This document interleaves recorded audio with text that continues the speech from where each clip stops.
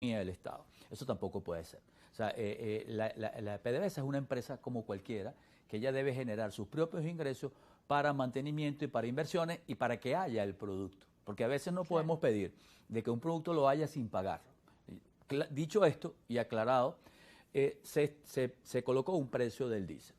Pero los productores agropecuarios, en las fincas y los productores, ellos tienen un costo adicional al precio del diésel, que es el del transporte, y me voy a explicar. Ellos no pueden sus tractores llevarlo a una estación de servicio a cargarlo. Ellos tienen que tener depósitos en sus granjas, en sus terrenos, como lo queramos ver, para surtir el diésel. Pero adicionalmente a ello, existen también las plantas generadoras de electricidad, en donde ellas están ubicadas en las empresas, en las industrias y también en las haciendas donde se genera electricidad. Pues tienen unos depósitos. Ellos tenían un costo adicional que era el transporte para llegar ahí y también los diferentes productores. En una reunión que hubo en el Ministerio de Finanzas un día viernes, porque había un evento programado para el sombrero en el estado de Guárico, no pudo ser, pero se vinieron ellos para Finanzas y expusieron el problema del tema de la siembra. Ellos tienen muchos picos. Llega un momento que hasta que tú no logres tener la cosecha no tienes dinero, tienes que hacer inversiones, tienes poco crédito. Y ellos decían que quizás ese precio era elevado. Bueno, pues hubo una mesa técnica inmediatamente de esa reunión ese viernes, esa mesa técnica el día lunes con los agroindustria y el día martes con la industria. Bueno, ahí se determinó darle un subsidio, en el cual quedó en 0,11 centavos de dólar para ese sector industrial. Pero esto salió del diálogo.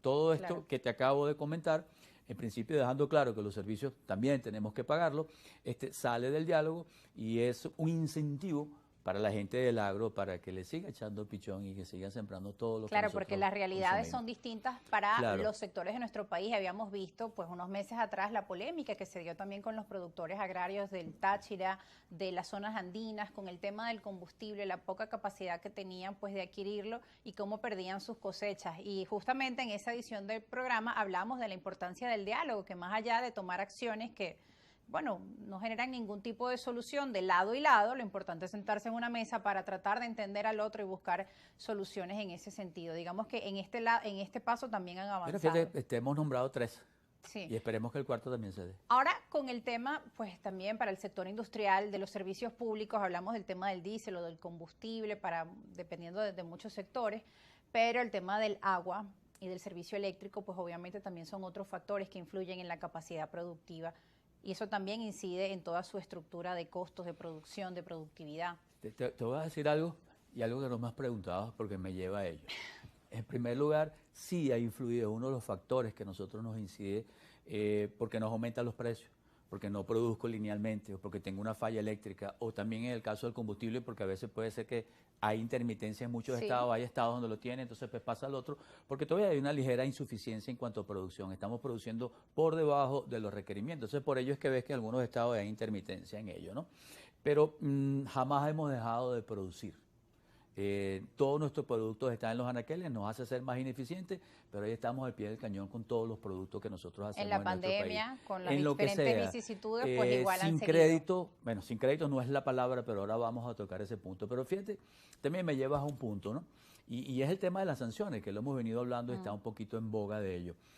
A veces creemos que haya electricidad, pero el tema de las sanciones no nos permite comprar un transformador o una turbina para el Guri. O queremos también que haya combustible y da la casualidad que las plantas refinadoras del país fueron construidas y las empresas que fabricaron las plantas y esos repuestos no se pueden vender. Entonces, tenemos que trabajar en armonía para ello.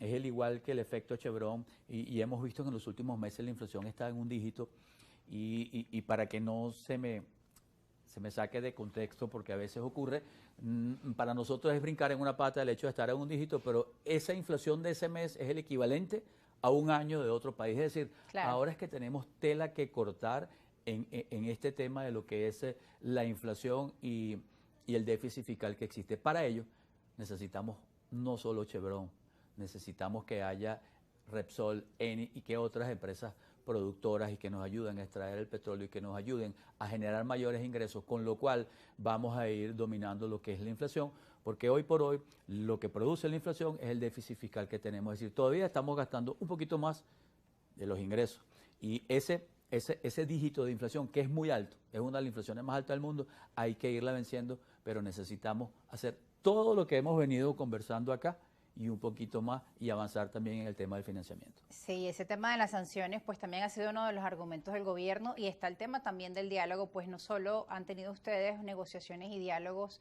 entre el sector productivo de nuestro país y el Ejecutivo, sino que también el Ejecutivo forma parte de otras mesas de diálogo con, en el área política, la oposición de nuestro país representada por la Plataforma Unitaria y también Estados Unidos. Además de que el concierto de países acá en Latinoamérica, Colombia, Argentina, Brasil, en Europa, el presidente de Francia, Emmanuel Macron, pues también se han mostrado interesados en avanzar en ese proceso de diálogo para que, por un lado, Venezuela camine hacia esas elecciones del año 2024 de forma libre, transparente, justa e inclusiva, como lo han mencionado dentro de esas negociaciones, y que, por otro lado, se alivien las sanciones a nuestro país. Ahora, si llegara ese alivio de sanciones por parte de Estados Unidos a Venezuela, todavía queda mucho trabajo por hacer en el sector productivo. ¿Qué pasaría si se alivian las sanciones? ¿Qué pasa mañana? Primero que es un proceso, eso no se va a dar de la noche a la mañana. Nosotros lo que estamos hablando es puntualmente del tema eléctrico, en el tema de la parte de petróleo y evidentemente refinería, que son temas álgidos para nosotros. También el tema del financiamiento. Es un tema también de sanciones y me voy a explicar. Claro. Aquí la banca también se descapitalizó. La banca no presta no porque no quiere. La banca no presta porque también su dinero lo perdió. Sí hay un encaje legal, pero si tú quitaras todo el encaje legal, eso no es suficiente tampoco. Entonces es necesario que los organismos multilaterales puedan traer dinero fresco. Para que eso ocurra, evidentemente tiene que haber un alivio o una flexibilización en las sanciones en ese particular. Y fíjate que a veces nosotros decimos, yo también caí o caemos en esa cuestión del crédito. Si hay crédito, para el cierre del año 2022 cerramos en 500 millones de dólares. Para el 30 de junio, 1.022 millones de dólares. O sea, se duplicó la cartera de crédito. Y tú me preguntarás, y la gente que me escucha dirá, ¿eso es suficiente? Y yo te voy a responder. En épocas normales, el crédito pesaba en el Producto Interno Bruto entre un 14 y un 16%. Ese era el peso de lo que era la cartera de crédito. Hoy apenas 1.6%. Es decir, ahora es que tenemos que avanzar en esa materia. No solo en el crédito de nosotros, de los empresarios, sino también el crédito del consumo de todas las personas que nos ven, de ti, de mí, esa tarjetita de crédito que antes teníamos, que nos ayudaba muchísimo, y eso dinamiza también el consumo. Ningún país se ha desarrollado tampoco sin crédito, ¿sí me explico? No Claro. solo las industrias, sino necesitamos el crédito, necesitamos empresas competitivas, necesitamos los servicios públicos, necesitamos el entendimiento, políticas públicas para alcanzar lo que es para nosotros una de las metas principales, recuperación del poder adquisitivo de nuestra gente y recuperar el nivel de empleo. Que haya muchísimo empleo, incluso que vengan los que se nos fueron, es gente muy preparada, y para ello tenemos que producir en nuestro país. Y hablando del tema de los créditos, que muchos jóvenes, muchos de nuestros compañeros me decían, Rosa, pero es que cuando hablan de los créditos desconozco, muchos de ellos tienen 21 años, 20 años, sí. Y es una situación pues diferente, desconocen este tipo de digamos, programas que tenían los bancos y que todos podríamos acceder y comprar ciertos productos, poder adquirir nuestro apartamento. Lo compré a 20 años con 12% la ley de política habitacional, y los carros los comprábamos a crédito. Claro, muchos de ellos sí me dicen, Rosa, no puedo la línea blanca la comprábamos con una tarjeta de crédito, te daban un extra crédito o un extra crédito en la nómina y podíamos comprar. Eso es agilizar el consumo, pero para regresar a ello tenemos que dominar la inflación y tenemos que tener créditos de organismos multilaterales. Es decir, vamos bien encaminados. Yo entiendo a veces y quizás queremos dar pasos más acelerados.